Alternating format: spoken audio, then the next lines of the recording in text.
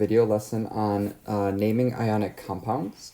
We had a little bit of in-class practice on writing formulas for ionic compounds. We're going to discuss naming today for your asynchronous day. There is going to be an online exit ticket that opens on 8 a.m. Tuesday morning, and you should get it done by around 3 p.m. on Wednesday evening, and that'll just get auto-graded, and you'll have, I think I have it set to 2 attempts. Just let me know if you end up needing more. And then we'll get more in-class practice for naming and for formulas. So let's get into naming a bit. When we talk about naming and formulas, really, we always write ionic compounds in a particular order. It's always the cation first, which remember is your positive, right? And then the anion second. Right, so that would be true for formulas, and that's negative, and for names. So for example, NaBr, there's our cation, there's our anion. This would be named sodium cation, bromide anion. And I think it makes the most sense to talk first about, okay, how do we name just the cations? And then we'll talk second about, okay, how do we name just the anions? And then we'll just put them together, because once we figure out the names of each one, we don't have to change anything. So let's go down a bit. There are 2 types of cations and anions that we are going to learn. There are monoatomic and there are polyatomic. Mono meaning one, so just one atom, right? And polyatomic, poly meaning many, so this is going to be more than one atom. So for our monoatomic cations, this is going to be an oxidized metal. So some positive metal, right? So some examples, this could be Mg, oops, I should write +2. You'll see it both ways. It's better to write the plus first because they mean slightly different things, not too important. Zinc +2, Fe +3, Li +1. I can go on, right? Oxidized metal. A monoatomic anion would be a reduced nonmetal.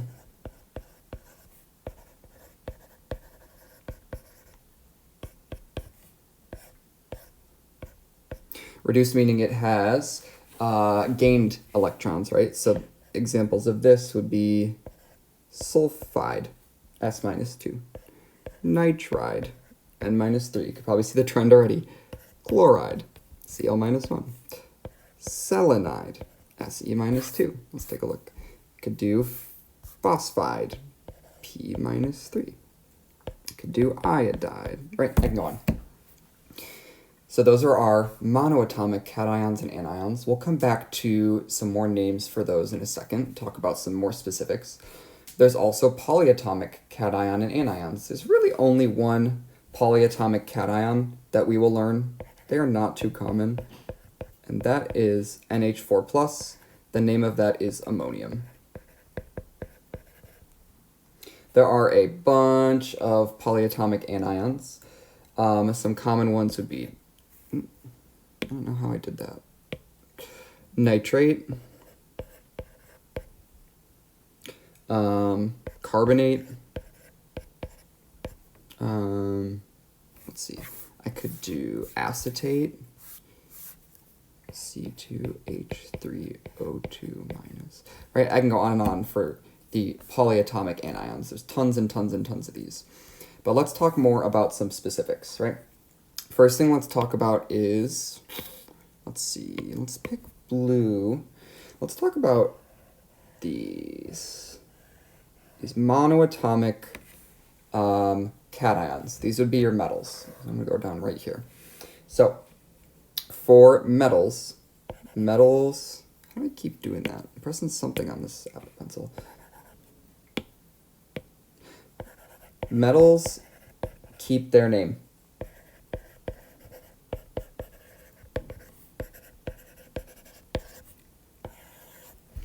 So some examples, right? Metals keep their name. If I'm going to name the magnesium ion, it's magnesium. Zinc is zinc. Iron is iron, right? There are some more specific things, though. So let me highlight, I'll do blue again. When we're talking about groups 1 and 2, that's awful. Groups 1 and 2, these are, I really shouldn't include hydrogen in there. These are always the same charges, right? Because group 1 is always a +1, group 2 is always a +2. So I don't really have to do anything special with these, right? So for groups 1 and 2,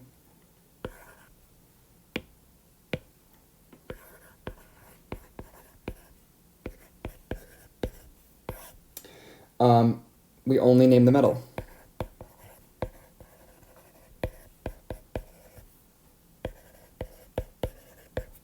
So what I mean by that is if I have NaBr,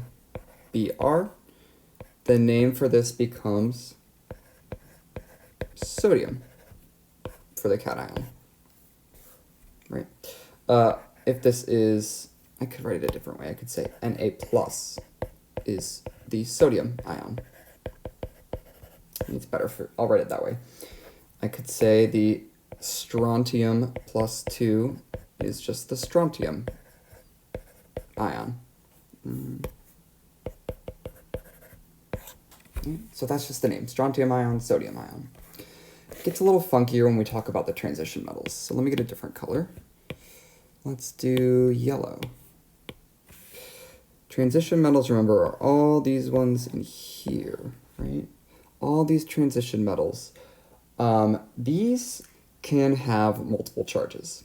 We don't know exactly how many valence electrons they have and where they put them between the s and the d orbitals. And that affects the charge that they take. So for example, iron is a really common ion. Iron can be iron +2 or +3, or rarely it can be iron +1 or iron plus, I think 5 and 6 are possible, right? So we get all these different ions. Usually it's one of these two for iron. So when we write the name for these transition metals, we need to include what charge they have. Let me get rid of these. I'm going to come back to that. So transition metals.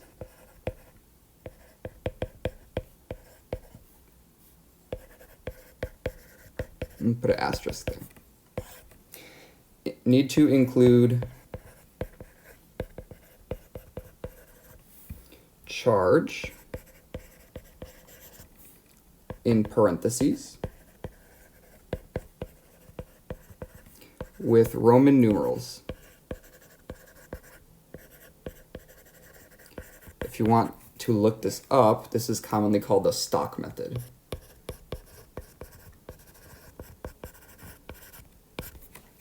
So here's what this looks like.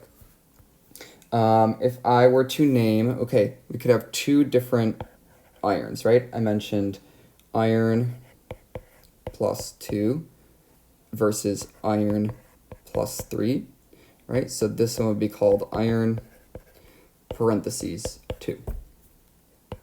Iron parentheses 3. Some crazier ones. What else? I could have, how about this one? Mn plus 6 would be manganese parentheses Vi. Manganese 6. So I need to include what the charge is using parentheses with a Roman numeral inside. I wrote this asterisk because there are some exceptions to this rule. So let me go back to my periodic table. We include the parentheses with the charge except for 3 transition metals, meaning they're in the D block, that have the same charge. They always have the same charge. So we do all of these Roman numerals for all these elements, these elements, these elements, these elements, except, notice I'm excluding, I'll do it blue, these 2, and zinc. So these 3 always have the same charge. Silver always has a +1. Let me do blue. +1. Cadmium always has a +2. Zinc always has a +2. Can we make them take other ions? Yes, but they're not very common. And then there are two elements that are not in the transition metals but can take multiple charges. And those would be in our post-transition metals. Oops. Our post-transition metals. So those two elements that you'll see are tin and lead. These are super common polyatomics. And I want to point out, on the back of your periodic table, you have this cheat sheet, right? So there's tin, +2 and +4, and there's lead, +2, +4. So that is how we name transition metals. There's exceptions of the transition metals that always have the same charge, silver, cadmium, and zinc. And there's some post-transition metals that have multiple charges, tin and lead. Okay.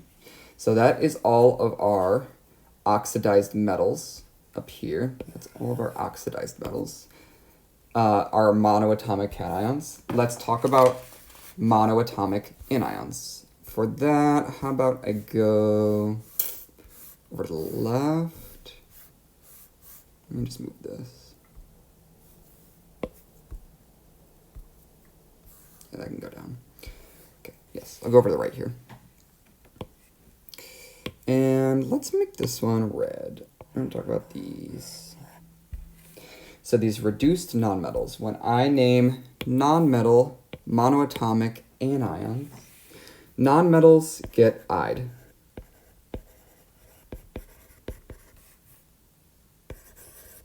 This is really messy. It's going to bug me.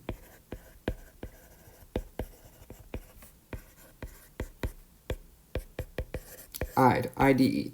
So here's what I mean by that. If I'm going to name some nonmetals, monoatomic nonmetals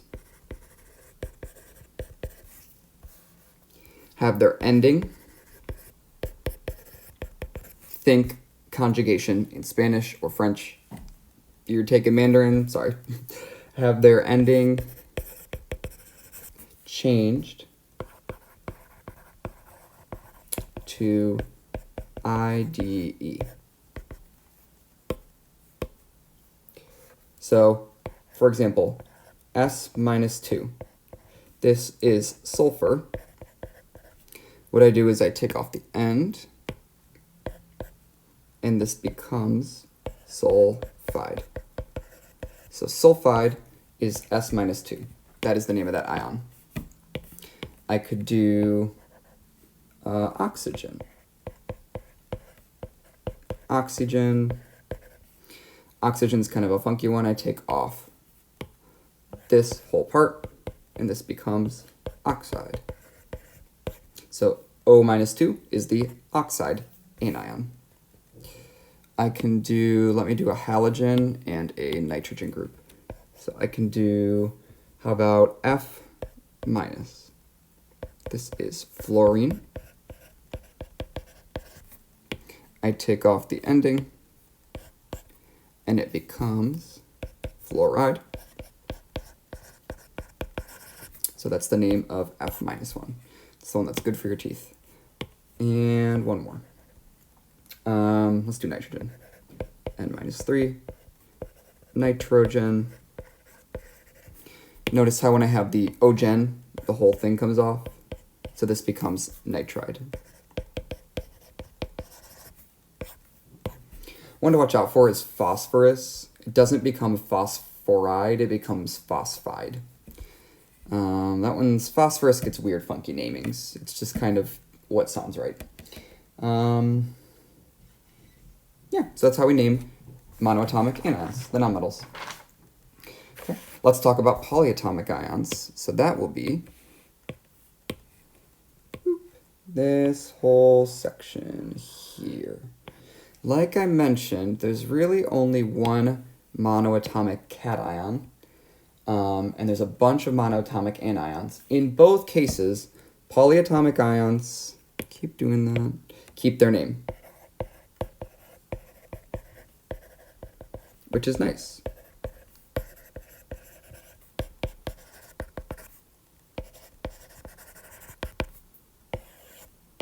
They keep their name. We don't have to do any ides. We don't have to go and find any charges and do parentheses. We just give it the name, right? So if I am looking at a formula, let me start to bring in some formulas, right? Let's say I have a formula.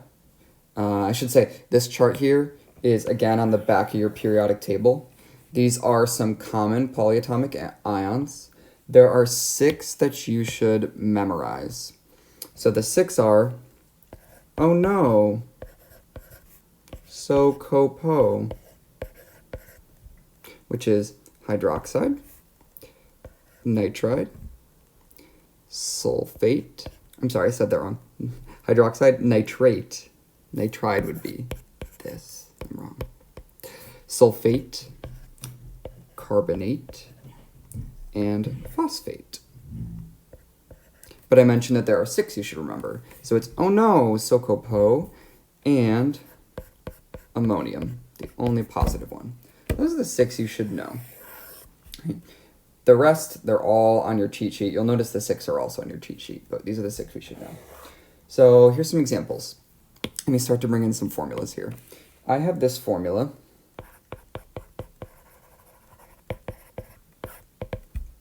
NH4Cl. Okay, I can see I have Cl. I named that before. That would be chlorine becomes chloride. And then I can see I have NH4, and I notice that that is one chunk. That is one piece. It stays as N with 4 H's. So the name for this is going to be ammonium chloride.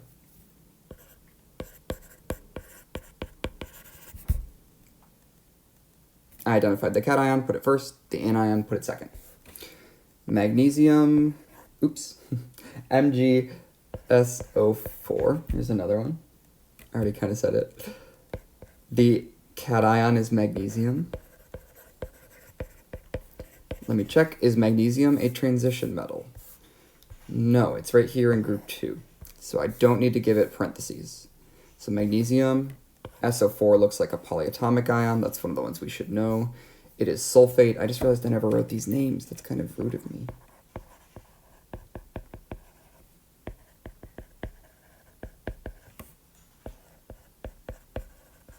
Sulfate, carbonate, phosphate, ammonium. So I have magnesium sulfate. Okay. We could have some that have some subscripts. So here's one. Ba3CO3 2. You want to pause? Give it a guess. The cation is Ba, which is barium. Barium is not a transition metal. CO3 is the anion. I have 2 of them. That's not relevant for the name. So CO3 is carbonate, barium carbonate. I could have some that get kind of mean and they combine my transition metals with the polyatomics. So here's a tricky one.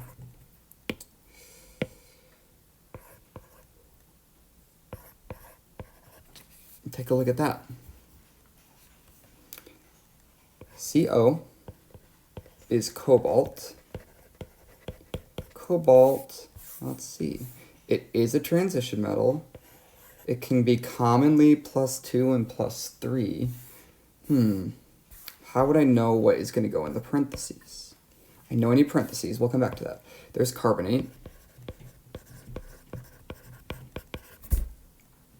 I know carbonate is always CO3 -2, which means this is a -2.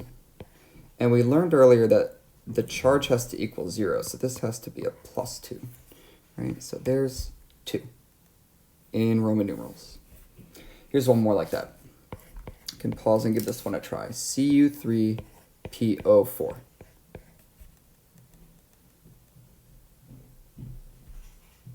So copper is the cation. Copper is a transition metal. PO4 is phosphate.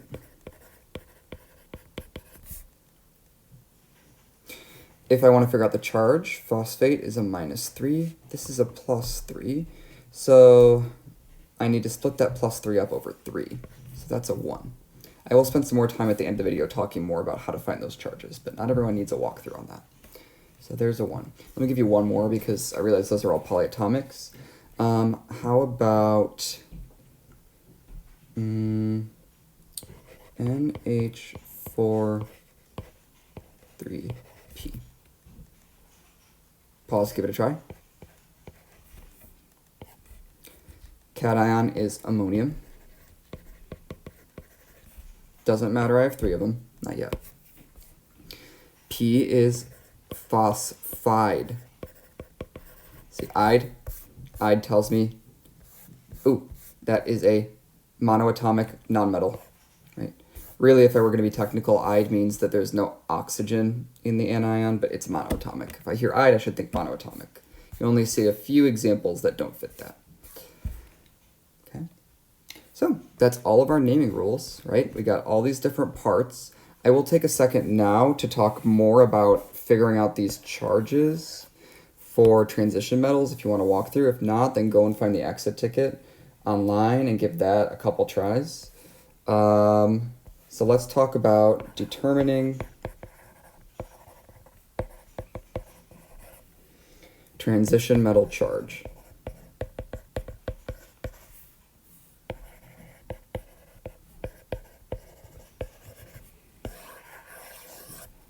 Okay.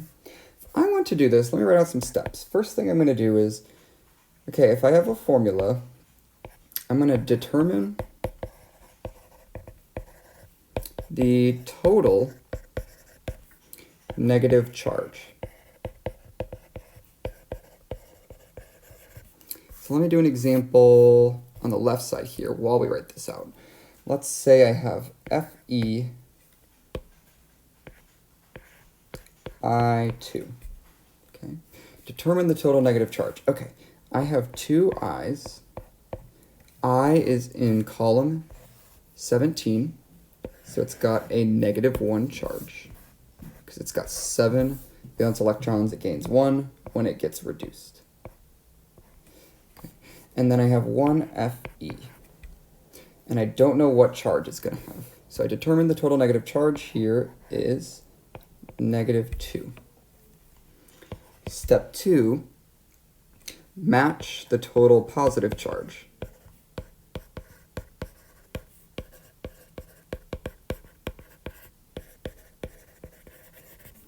So I have -2, which means this needs to be a +2, which would just go right there because there's only 1 iron. And then we don't need a step 3. My name for this would be iron, parentheses, II, iodide. Let's look at one that's going to be a little more complicated. How about Hg3PO4? So there's going to be a third step that we'll need, but let's go through 1 and 2. Determine total negative charge. Okay, I see 1 phosphate. So that phosphate has Hg. PO4 has a -3. So my total here is -3, which means my total here needs to be +3. However, I have 3 mercuries. So I need to split this charge up over those 3 mercuries. In other words, I need to divide this by the amount. So this would be +1, +1, +1. So the name for this compound would be mercury 1 phosphate. Not Ide, but 8. There's my 8. So step 3 is divide the total positive charge by the number of metal atoms. In this case, it was a +3. I divided by 3 metal atoms and got a charge of 1 each. I write the charge of one of the ions, right? That's how I name the ions, okay? Let me go through some more examples, if you're still this far in the video, of just naming compounds, just so you can get more of a sense if you're feeling still stuck. So I'm just going to come up with some random ones down here. Some more examples.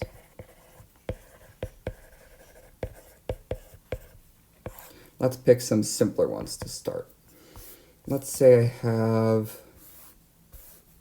K2O.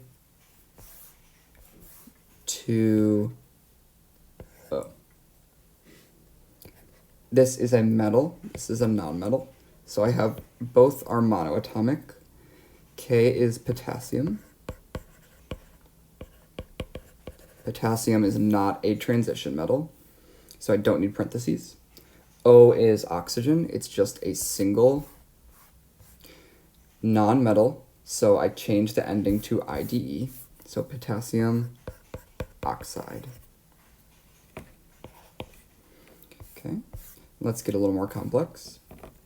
Let's do CaCO3. My cation, my anion. My cation is calcium. Calcium is not a transition metal, so I leave it be. CO3 is on my transition or my polyatomic chart, carbonate.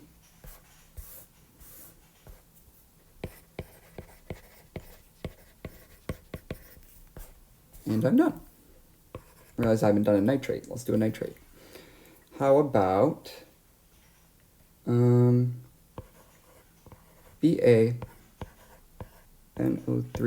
2. Ba is barium, not a transition metal. NO3 is nitrate. That one's done. Let's get crazier. How about, I think I skipped some examples I had. How about FeCl2? Metal, non-metal. Fe is iron. Iron is a transition metal. Let me write the parentheses, I'll come back to finding the charge. Cl is chlorine, so that'd be chloride. I have a -2 because each chlorine is a -1, so there's 2 of them, which means that Fe must have a +2, there's only 1 of them, so that is iron 2 chloride.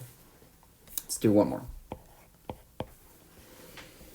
How about, let's do a real hard one.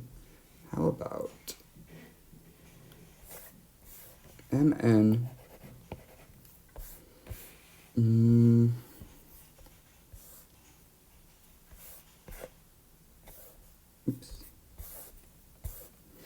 MnOH6. Metal, polyatomic. Mn is manganese. So it needs parentheses, it's a transition metal. OH is one of those polyatomics, hydroxide. There's a -1 here. And there's 6 of them, so the total is -6. So the total is +6. So I have Vi. Okay. So hopefully that was helpful. Shoot me a Canvas message if you get stuck over the next couple days. And go and take a look at that exit ticket. Good luck.